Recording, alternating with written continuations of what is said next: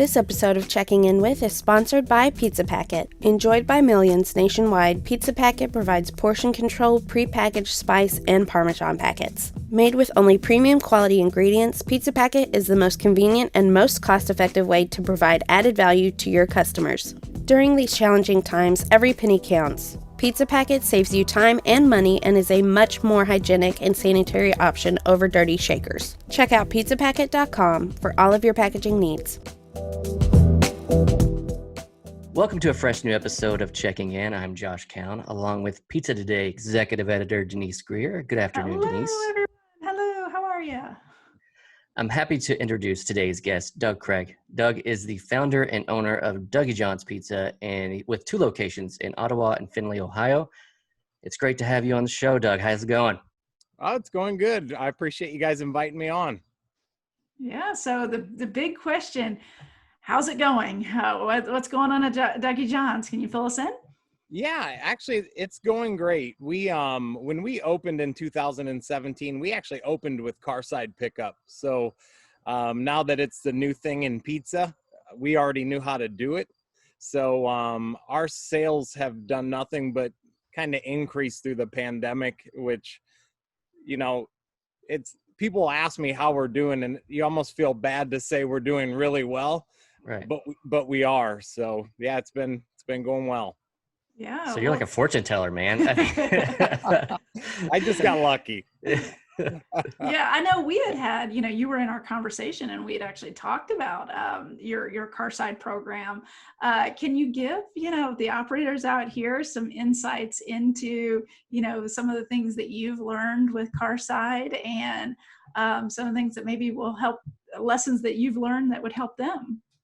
Sure. I think that with carside, I believe I said this when you interviewed me the first time, but you really have to sell out to it. You have to make the decision that you're going to do it and that you're going to do it well, because you'll have people pull in to pick up their pizzas. And if you're not paying attention and you're not getting out to their cars quickly, it honestly can become an inconvenience. So one of the biggest things that we do is every time a car comes in, we see it on the cameras and we get out there as quickly as possible with a handheld. So I would say if you're going to do carside, you have to sell out to it. You have to make it a focal point of your business. When we started with carside, our goal was to get people to want to do carside more than they'd want to do delivery, because we wanted to do it so well that they knew that, hey, I'll go pick it up, we'll pop in, they'll bring our stuff out, and we're on our way. Because to us, I had never done delivery before, and that was actually a little nerve-wracking. So if I could get them to do carside over delivery, that was the goal. That saves everybody a little bit of money, Yeah, doing the carside. It does. What are some of those protocols and, tools that you instituted for carside, to make it work efficiently and work well for your customers? We use the Toast POS platform, and that's been really great for us because they offer a handheld device. So our staff is able to go out to their car with a handheld. We're able to take payment right at the car, which has been great. Also recently, Toast has rolled out basically an option where people can actually choose carside or curbside, whatever you want to call it, when they actually order online. So the ticket will actually tell us that the people are picking up carside, and we know that. And then oftentimes when the people call in, we'll get the make and model of their car. I think that's a protocol that can speed things up too, because if you see a white Cadillac pull in, you probably know it's Karen or whoever, which I think is important. Again, it's all about speed and convenience. That's what people want. What other things have you guys done since the pandemic? Because I know you said you've increased sales. How have you guys been able to handle that and kind of move forward with such with such high volume now? Well, in Ohio, they actually, and I'm sure all over, but they shut down our dining room pretty early. So when they took our dining room away, it actually freed up more of my staff to be able to take on the higher volume of delivery and carside. So one thing we did add during this pandemic period was take and bake pizzas, because we thought, if people are going to be at home and they want a Dougie John's pizza, but it's not, maybe we're closed or whatever, then they can just pull one out of the freezer and bake it. So we worked with Perfect Crust and got a bakeable tray, and that's really worked well as on top of everything else. Oh, You awesome. have a huge menu, a lot of options. So yeah. yeah, I was looking at it today, and so were you able to keep all your menu items on the menu? How's that worked out? Yeah, I think when we build our menu, though, we make sure that we don't bring in one ingredient for one pizza. Mm-hmm. Our ingredients, like most of the restaurant folks, you want to bring in ingredients that you use across the board. So although our menu is big, we haven't had to take anything off. No, nothing like that. Because I noticed you have the keto bowls. So, and I haven't seen those. I think we've been to maybe one place that's had those. So it's just the toppings in a bowl. I think that's a great idea. Yeah, it's basically pizza sauce, spinach, cheese, and then whatever toppings they want. I tell you, we live in a world different than when I was growing up. People would call in every day and they would ask us how many carbs are in everything. How many carbs are in this? How many carbs are in that? So we had to come up with something that kind of fit that keto lifestyle, and that's really done well. Yeah, and you're really on that upper edge of, what's happening. I know that you're also doing a broccoli and a cauliflower crust. Yes. And we kind of touched on the cauliflower, but then you've instituted your broccoli now. What are those crusts like, and how well are they selling? So we have 3 different, I call them vegetable crusts. So we have a 12-inch cauliflower crust that's more of a bubbly, it's closer to pizza dough than our 10-inch cauliflower crust, which is, I hate to say it, but it just looks more processed. Mm-hmm. But then we have our 10-inch broccoli cheddar crust, which is actually becoming more popular than the cauliflower crust. And that's more of a flimsier type dough. I would say it's more like a tortilla than anything. Mm-hmm. But it has a lot of really good flavor to it. But really, at the end of the day, when we opened, all I was concerned about was just being different, just finding ways to be different, giving people a reason to give us a shot. Or maybe there's someone in the family that's low carb and we give that option, and everyone else is eating, traditional pizza. I gotcha. Yeah. With what's happening, Ohio seems to have taken the lead as far as in the Midwest of, going out early in the pandemic. Where are you guys at right now in terms of your restrictions and things within your area, Findlay?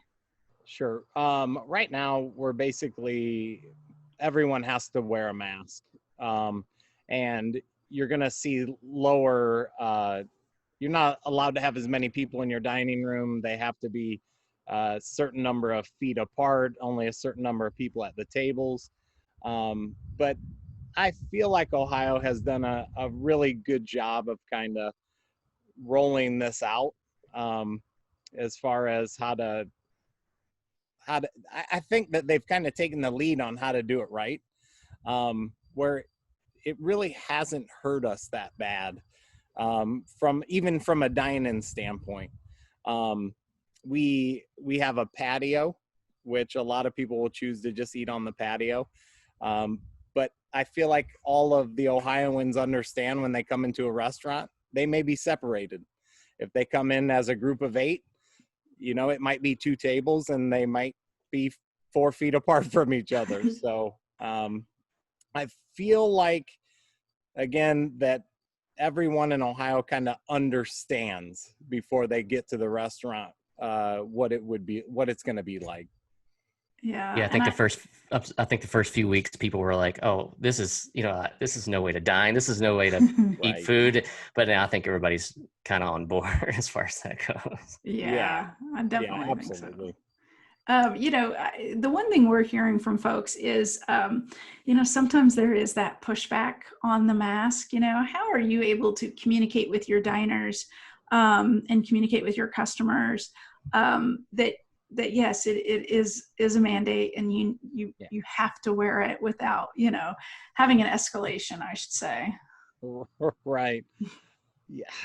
I mean, signage on the outside of the door. If I think right away someone walks up to your door and they see, hey, we're not going to tolerate you not wearing a mask in, because this is something we have to do. It's not our choice, If I feel like when they walk up to my door right now, if they're just anti-mask, they're probably not coming in, because they see right off the bat that we're just not going to tolerate them not wearing a mask. On the other side of that, there are a lot of people in the town that we live in that if you don't wear a mask as an employee, they will out you on social media. Like the whole town will hear that you're not wearing masks. So again, it's just something that we have to do, and we really haven't had too many issues with customers. No one's really had a problem with it so far. So that's been fortunate for us.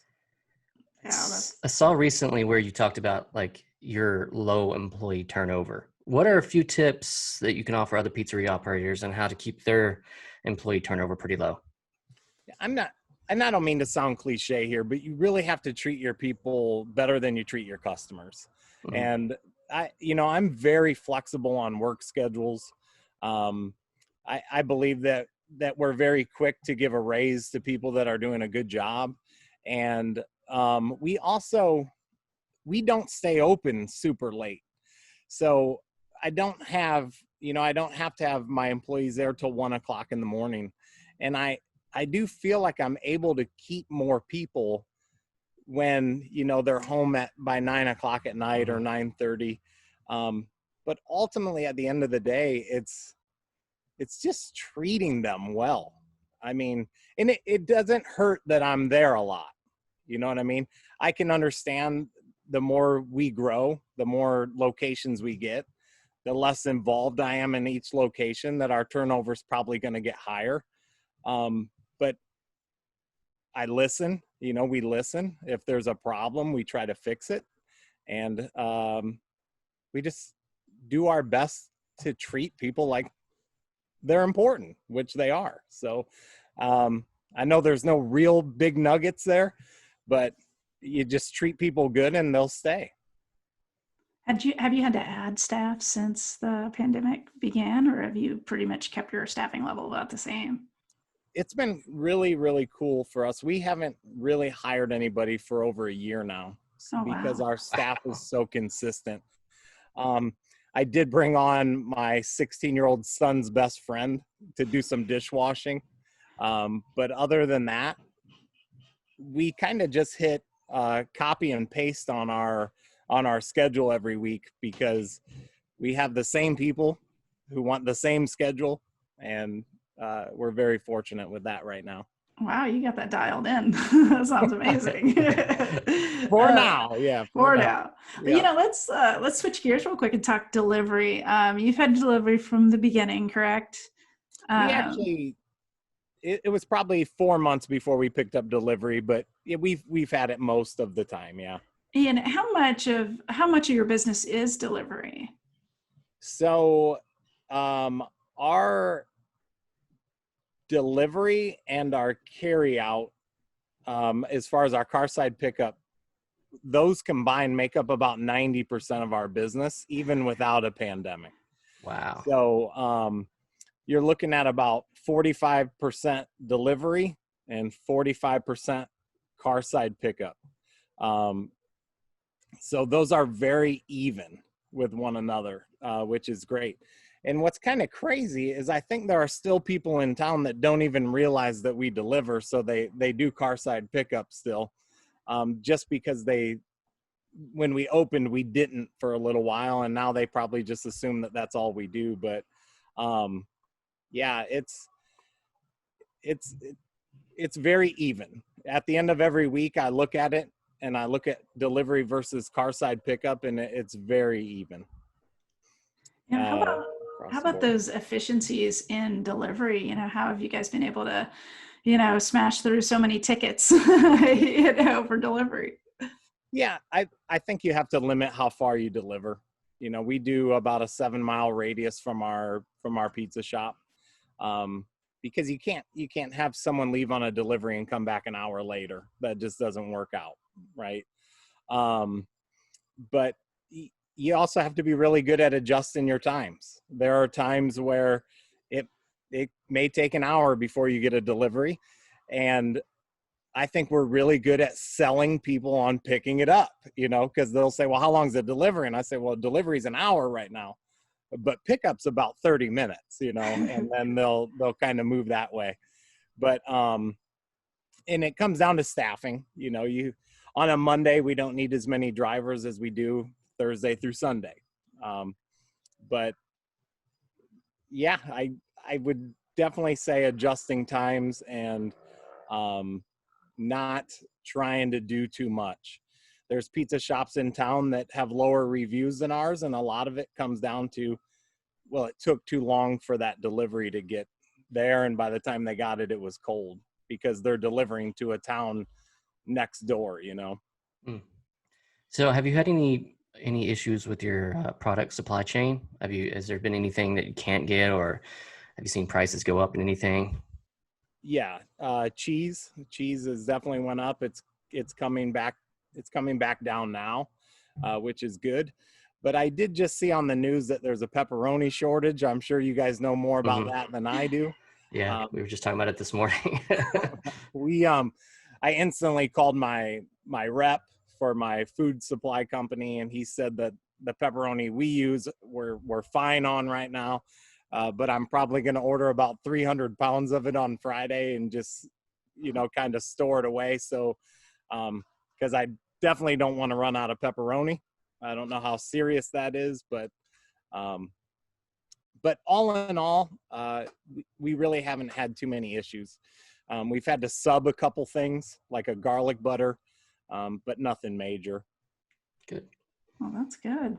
Well, man, thanks so much for taking time to talk to us today. Is there anything that you want to go out on with our checking in with? Yeah, you know, I'm just going to go back to employees. I think one of the biggest things that I see, one of the biggest mistakes I see in the restaurant business is owners or managers treat people like they're replaceable. And I don't. When I find that person that fits our culture and they know everything about Dougie John's and how to do everything, I'm going to hold on to them for dear life. One of the things that I hate the most about the restaurant business is training people to be able to have somebody that knows how to do everything and not bring in someone new every other week and have to train them from the start just makes sense to me. You know, to treat people well, keep them, pay them well, and it honestly gives me way more free time with my family doing it that way than it does, you know, running through people. So that would be my biggest bit of advice. That's a perfect way to end. Doug, thanks so much for your time today, and good luck with everything. I appreciate good luck, it, guys. Doug. Thank you. All right. Yeah. Take care. Bye-bye.